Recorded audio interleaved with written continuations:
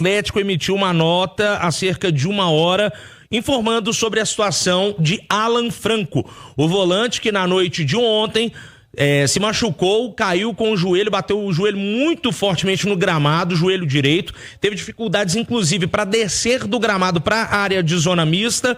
O Thiago Reis relatou isso no ar durante a nossa jornada esportiva. Ele passou por exames na tarde desta sexta-feira e foi detectado que ele tem uma lesão no ligamento colateral medial, mas sem a necessidade de intervenção cirúrgica. O atleta já iniciou o tratamento na fisioterapia e o Atlético, como é de praxe, não divulga quanto demora para que o atleta esteja, de volta aí à disposição do técnico Cuca.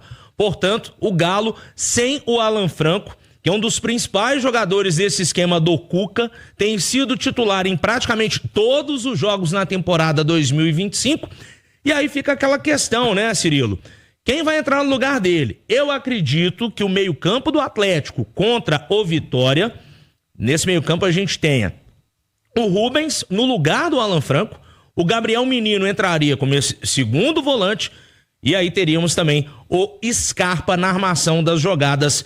É o que o Cuca deve fazer para esse jogo contra o Vitória às 20h30 da noite do domingão. Boa, Leal. Ô Edu, o Cuca vai dando alguns recados, quanto a preferências, quanto a escolhas, e sem a presença do Alan Franco, que era o titularíssimo da função no meio-campo, o indicativo é de fato a permanência do Rubens, E aí o Gabriel Menino, que saiu do time ontem, retorna à titularidade no fim de semana, Edu? Eu acredito que sim. Lá no Peru contra o Cienciano, o Franco também ficou de fora por conta de uma gripe, E o primeiro volante do Atlético foi o Rubens.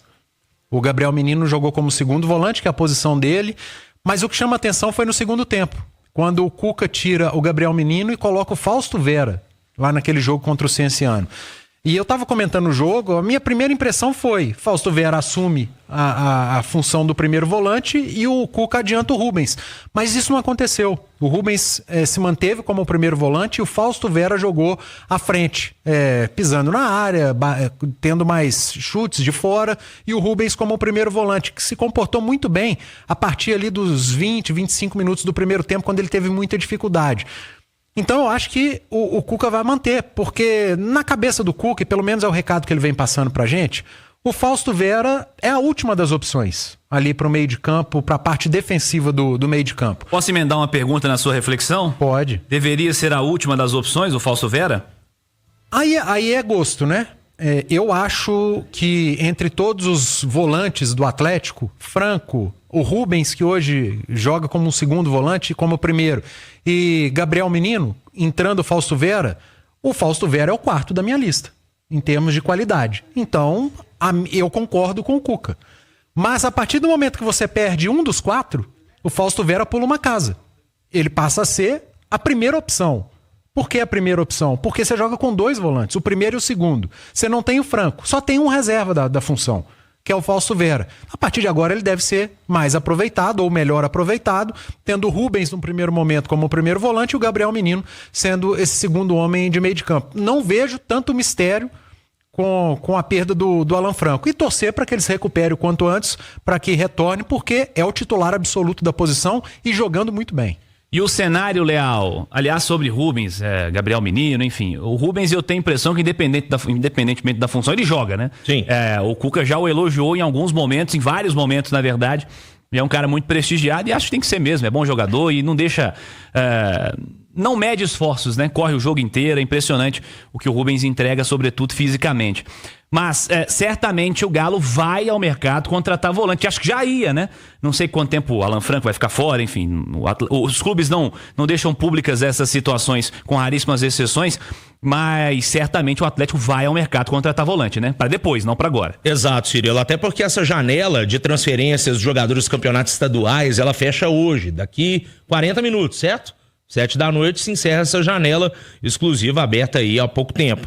Então o Galo estaria sim à procura de 2 jogadores, 2 meio-campistas, uma apuração minha com o nosso Guilherme Souza Pantufa, nosso produtor aqui da turma do bate-bola, que o Atlético estaria à procura de um camisa 5 e um camisa 8. E esse camisa 8, a preferência do Cuca e da comissão técnica é que seja um jogador que atue também mais pelo lado direito. Portanto, o Galo, para a próxima janela, está à procura, sim, de 2 meio-campistas. Lembrando, agora com a lesão do Franco, o Otávio era outra opção para meiuca, para volância no Galo. Teve uma lesão séria, né? Uma pena o Otávio, inclusive. Lesão séria e foi negociado também, né? Foi pro Fluminense, então já não está mais à disposição do Atlético. Portanto, o Galo vai sim em busca de 2 reforços pro meio-campo, Cirilo. Pra quem não viu a história do Otávio, né? Foi uma ruptura de tendão de Aquiles lá no Fluminense, passou por cirurgia, enfim. Boa recuperação ao Otávio também. Só para lembrar aos nossos ouvintes que para esse jogo do fim de semana contra o Vitória, o Galo tem outras 2 baixas consideráveis, importantes.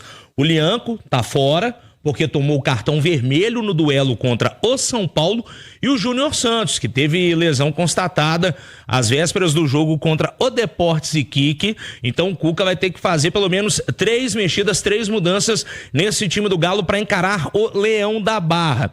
Eu imagino que o Galo deva ir a campo com a seguinte formação: Everson, Natanael, Vitor Hugo na zaga no lugar do Lianco e Júnior Alonso com o Guilherme Arana na esquerda. Meio campo, o Rubens no lugar do Franco com Gabriel Menino e Scarpa. Na frente, Coelho, Rony e Hulk. Previsão de público, Cirilo, o horário realmente não ajuda muito. Domingo, 8h30 da noite, não é um horário bacana. Talvez até para o torcedor acompanhar esse jogo em casa, né? Possa ter sido o intuito da CBF quando marca uma partida para domingo, 8h30 da noite. Conversei com algumas fontes. Pouco mais de 10 mil ingressos vendidos para a partida entre Galo e Vitória nesse horário do domingão.